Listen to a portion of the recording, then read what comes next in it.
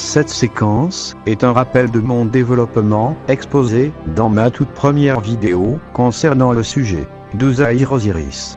Tout d'abord, le Saint-Coran ne mentionne qu'une seule fois le nom d'Ouzzaïr. Dans la sourate 9, verset 30.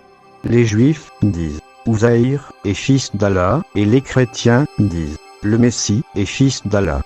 Telle est leur parole provenant de leur bouche. Ils imitent le dire des mécréants avant eux. Que Dieu les anéantisse. Comment s'écartent-ils de la vérité? Le passage de la sourate 9, au verset 30, met en corrélation le lien entre les personnes d'Ouzzaïr et de Jésus-Christ, par rapport au dire des mécréants qui les qualifiaient tous deux de fils d'Allah. Nous pouvons donc en déduire qu'à une certaine période, leur culte fut similaire. Dès lors, il est intéressant d'observer toutes les ressemblances entre Osiris, Ouzzaïr, le ressuscité, et Jésus-Christ, lui aussi ressuscité. Pour rappel, le théonyme Osiris est une translittération en alphabet latin d'un mot issu du grec ancien, qui a lui-même pour origine un mot de la langue égyptienne, WSJR, variablement translittéré selon les auteurs. Mais il semblerait que la prononciation qui se rapproche le plus de WSJR soit Ouzir ou Osiré, car la première lettre, W, étant muette, ne se prononce point. Et parmi les mystères du culte d'Osiris, figurait aussi celui du rite du pain et du vin. Le rite du pain et du vin, symbole du corps d'Osiris, était associé aux fruits de la terre, blé, céréales, orge, et à leur transformation en nourriture, pain, gâteau. L'esprit d'Osiris résidait ainsi dans le pain, dit Mési. Et le rond prend plusieurs morceaux, représentés symboliquement sa passion, son dépaisement infligé par son frère et rival Seth. Plus tard, souhaitant parfaire leur rituel sacré, les grands prêtres d'Osiris, qui lui vouaient un culte à Abydos, vont compléter le rite du pain, corps, par le rite du vin, symbole du sang d'Osiris.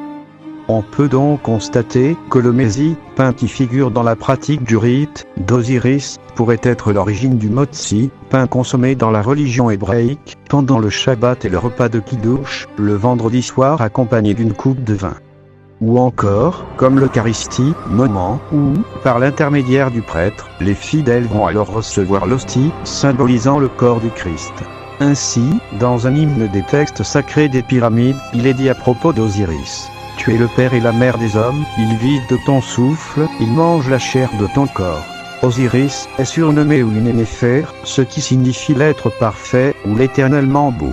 D'ascendance divine, fils du ciel et de la terre, Osiris, le fils de Ra, règne sur le monde en bienfaiteur, adoré par les Égyptiens et par plusieurs peuples. On trouve ainsi dans la tombe de Séti Ier les formules suivantes. Osiris se repose en Ra, et Ra se repose en Osiris. Osiris était aussi associé à Ptah, le dieu démiurge, créateur de toutes choses, chez les anciens Égyptiens. L'union de Ptah et d'Osiris, Ptah, Osiris, est attestée dans le livre des morts, où il assiste le défunt. L'une des formes d'Osiris était celle du taureau Apis. Taureau, sacré, considéré comme la manifestation du dieu Ptah et du soleil Ra. Apis est d'abord le héros, puis le fils du dieu Ptah, le créateur. Il est ensuite associé à Somba. À partir du Nouvel Empire, il est également associé au dieu Ra, et commence à être représenté avec le disque solaire entre ses cornes. Dans le récit du veau d'or, qui se trouve à la fois dans la Bible et le Coran, il nous est fait mention de l'idolâtrie du peuple juif après sa sortie d'Égypte. Avec leur fondu, ils forgèrent un veau d'or, qu'ils adorèrent, à l'imitation du taureau Apis, qui était adoré en Égypte. Dans le livre des rois, Jéroboam fait ériger la statue d'un veau d'or à chaque extrémité de son nouveau royaume, afin que sa population n'aille plus au temple de Salomon, pour bien marquer son indépendance politique. Après avoir demandé conseil, le roi fabriqua de veaux d'or et dit au peuple : « Cela fait assez longtemps que vous montez à Jérusalem.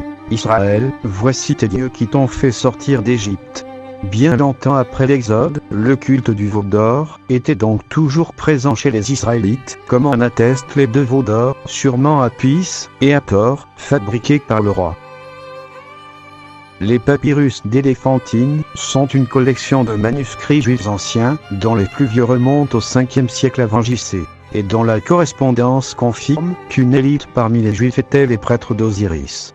Les sources provenant de l'île Éléphantine en Égypte attestent d'un polythéisme israélite, pratiqué à la manière de leurs coreligionnaires en Israël, un peu plus tôt avec d'autres divinités, telles que Baal, Moloch, Remphan ou Shiaun, qui ont la particularité d'être eux aussi représentés par un taureau, veau d'or, sur un ostracon, tesson de poterie, retrouvé dans la région de Samarie et datant vraisemblablement de la première moitié du 8e siècle. On retrouve le nom Egel Yahoo, que l'on pourrait traduire par Yahvé le jeune taureau. Nous faisons ainsi rappeler que l'association entre Yahvé et le taurion existait bel et bien encore à cette époque. Ces dernières trouvailles archéologiques nous informent que les Juifs résidant en Égypte, ou qui avaient résidé dans la vallée du Nil, avaient assimilé le culte d'Osiris.